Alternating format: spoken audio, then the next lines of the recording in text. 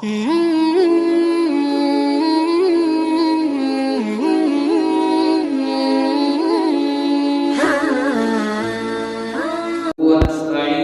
ونستغفره ونؤمن به ونتوكل عليه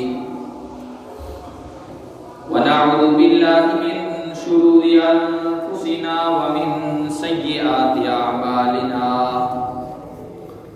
من يهده الله فلا مضل له ومن يضلله فلا هادي له ونشهد أن سيدنا ومولانا محمدا عبده ورسوله أما بعد فأعوذ بالله من الشيطان الرجيم بسم الله الرحمن الرحيم ثم لتسألن يومئذ عن النعيم وعن عبد الله بن مسعود رضي الله عنه قال قال رسول الله صلى الله عليه وسلم لا تزول قدم ابن آدم حتى يسأل عن خمس عن عمره فيما أفناه وعن شبابه فيما أبلاه وعن ماله من أين اكتسبه وفيما أنفقه وعن علمه ماذا عمل بما علم أو كما قال النبي صلى الله عليه وسلم درود شریف اللهم صل على محمد وعلى آل محمد كما صليت على إبراهيم وعلى آل إبراهيم إنك حميد مجيد اللهم بارك على محمد وعلى آل محمد كما باركت على إبراهيم وعلى آل إبراهيم إنك حميد مجيد. میرے محترم بزرگوں اور عزیز دینی بھائیوں، قرآن کریم کی ایک سورت سورہ تکاثر کی آخری آیت میں نے آپ حضرات کے سامنے تلاوت کرنے کی سعادت حاصل کی ہے اور آقائے دو جہاں جناب محمد مصطفیٰ صلی اللہ علیہ وسلم کا ایک ارشاد مبارک پڑھا ہے. ان دونوں کی روشنی میں چند باتیں عرض کرنی ہے. اللہ پاک مجھے صحیح بات کہنے کی اور ہم سب کو اس پر عمل کرنے کی توفیق عطا فرمائے. قرآن کریم کی اس آیت اور فرمان نبوی کا مطلب یہ ہے کہ اللہ تبارک و تعالیٰ کی بے شمار نعمتیں، لا تعداد احسانات اور ان گنت انعامات انسانوں پر ہیں. انسان ان نعمتوں اور احسانات کا شکر ادا کرنا تو دور کی بات ہے، ان کو گن بھی نہیں سکتے. وَإِن تَعُدُّوا نِعْمَةَ اللَّهِ لَا تُحْصُوهَا.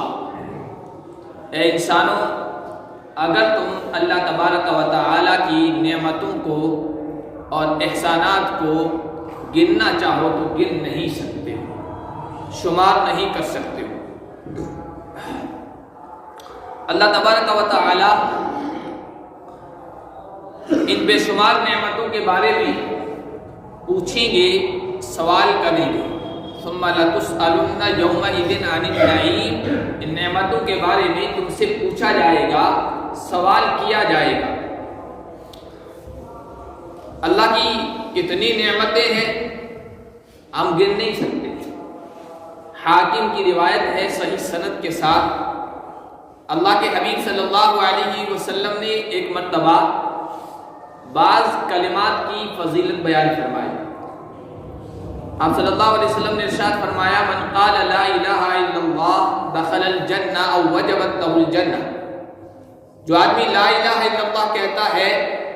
تو وہ جنت میں داخل ہوگا، یا آپ نے فرمایا اس کے لیے جنت واجب ہو گئی. پھر آپ صلی اللہ علیہ وسلم نے ارشاد فرمایا من قال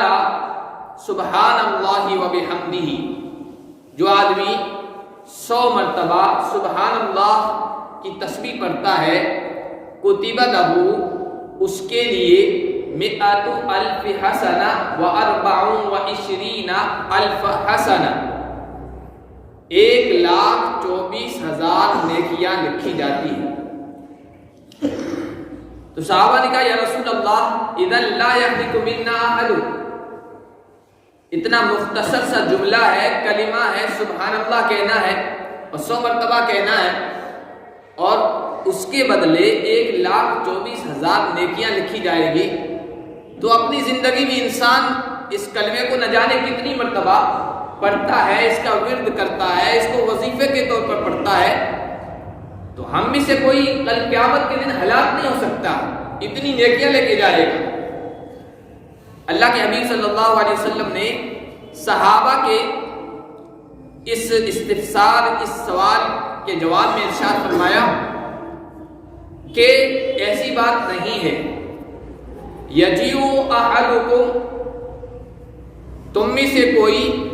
کل قیامت کے دن اتنی نعمتیں لے کے آئے گا، لو وضعت علی الجبال لاثقلته، اگر وہ نیکیوں کا ڈھیر اور وہ نیکیوں کا وزن کسی مضبوط پہاڑ پر رکھ دیا جائے تو پہاڑ بھی دب جائے، اتنی نیکیاں، اتنا اجر و ثواب لے کے آئے گا۔ ثم تجیء النعم فتذهب بتلك،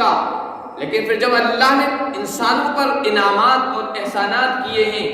وہ سامنے آئیں گے تو وہ نیکیاں ان کے سامنے کچھ بھی حیثیت نہیں رکھے گی، ان نعمتوں کے مقابلے میں وہ اجر و ثواب اور وہ نیکیاں بالکل ہیچ ہوگی، وہ نعمتیں ان کو ختم کر دے گی۔ پھر اللہ تبارک و تعالی اپنے فضل سے، اپنے رحم سے، اپنے کرم سے جسے چاہیں گے جنت میں داخل کریں گے۔ تو اللہ کے احسانات اور اللہ کی نعمتیں اتنی ساری۔ قرآن کریم یہ کہتا ہے کہ ہر نعمت کے بارے میں اللہ تبارک و تعالی ہر انسان سے سوال کریں۔ حدیث کے مطالعے سے یہ بات معلوم ہوتی ہے کہ 5 چیزوں کے بارے میں اللہ تبارک و تعالی خاص طور سے سوال کریں گے۔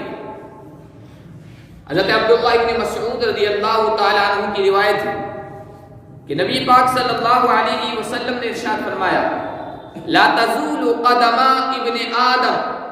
حتی یسأل عن 5، کل میدان محشر میں قیامت کے دن آدم کے بیٹے یعنی انسان کے قدم اس وقت تک نہیں ہٹ سکتے، ہل نہیں سکتے، حرکت نہیں کر سکتے جب تک کہ 5 چیزوں کے بارے میں اسے سوال نہ کر لیا جائے،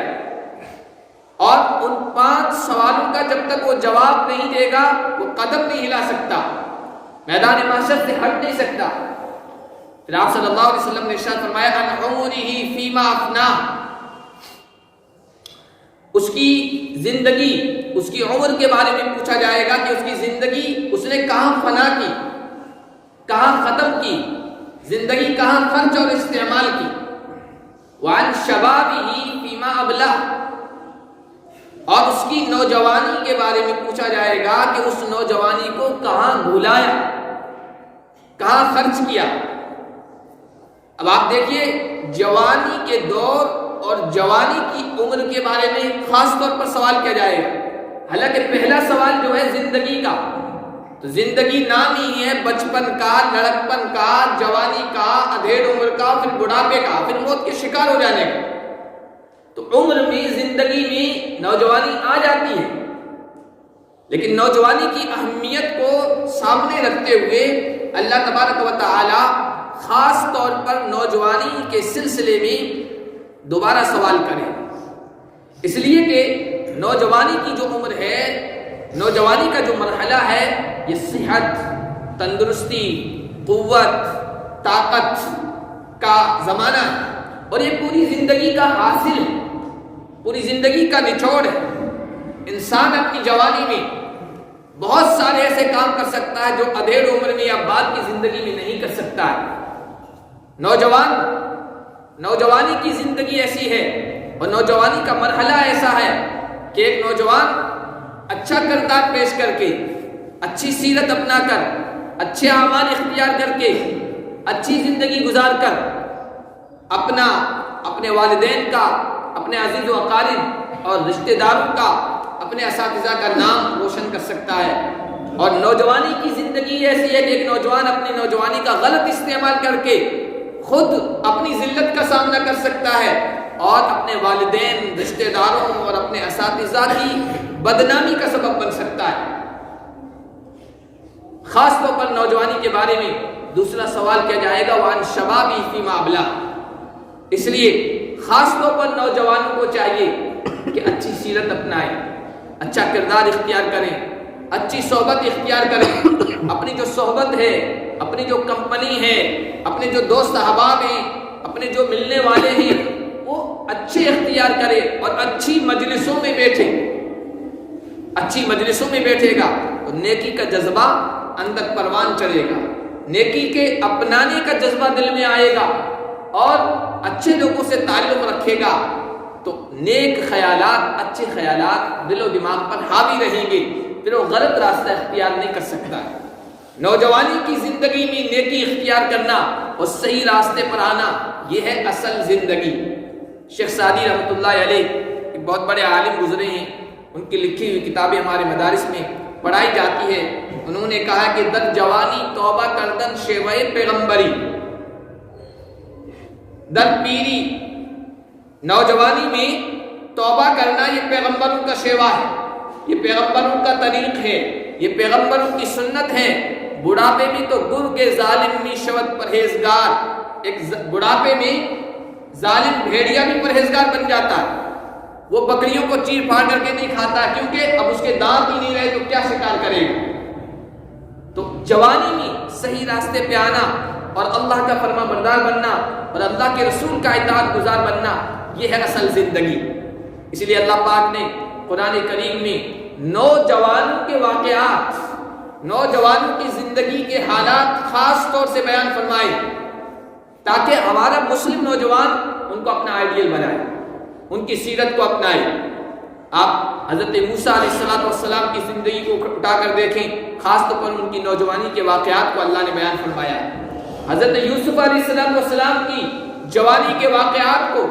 اور اللہ کی طرف رجوع کو اور گناہوں سے اور معاصی سے اور برے ماحول سے بچنے کا واقعہ قرآن کریم نے بیان فرمایا، پوری ایک سورت اس کے سلسلے میں نازل کر دی۔ حضرت ابراہیم کے نوجوانی کے واقعات کو بیان فرمایا اور سورۃ الکہف میں اللہ نے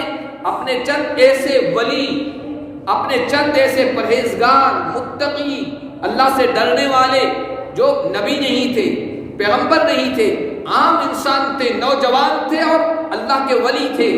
ان کے عزم کو، ان کے استقلال کو، ان کی پابندی کو، عقیدہ توحید پر ان کے جمنے کو اور تمام حالات کا پابندی سے مقابلہ کرنے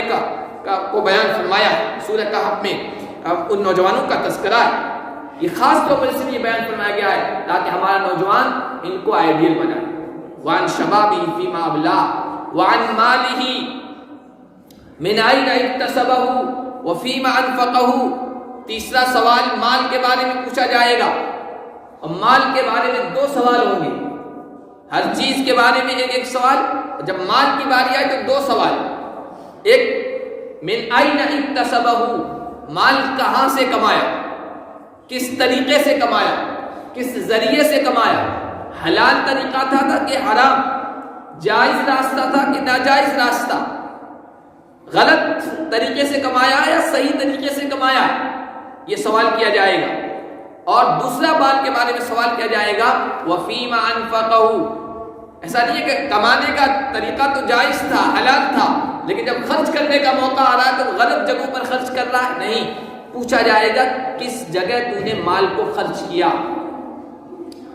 جائز جگہ یا ناجائز جگہ، حلال موقع پر یا حرام موقع پر۔ مال کو خرچ کیا توحید کی اشاعت اور نشر کے سلسلے میں یا شرک پر خرچ کیا ہے، سنت کی تبلیغ میں، سنت کو زندہ کرنے میں مال خرچ کیا ہے یا بدعات کو رواج دینے میں، اللہ کے پیغام کو انسانیت تک پہنچانے پر خرچ کیا ہے یا اپنے من مانی خواہشات کو پورا کرنے میں مال کو خرچ کیا ہے۔ مال کے خرچ کرنے کے بارے میں بھی سوال ہوگا۔ وَعَنْ عِلْمِهِ، ماذا عمل فيما علم، اور پانچواں جو سوال ہوگا وہ علم کے بارے میں ہوگا کہ جتنی تمہیں جانکاری تھی، جتنا تمہیں علم تھا شریعت کا اور شریعت کے بارے میں معلومات تھی، ان پر تم نے کتنا عمل کیا۔ یہ 5 سوال حدیث میں بتایا گیا۔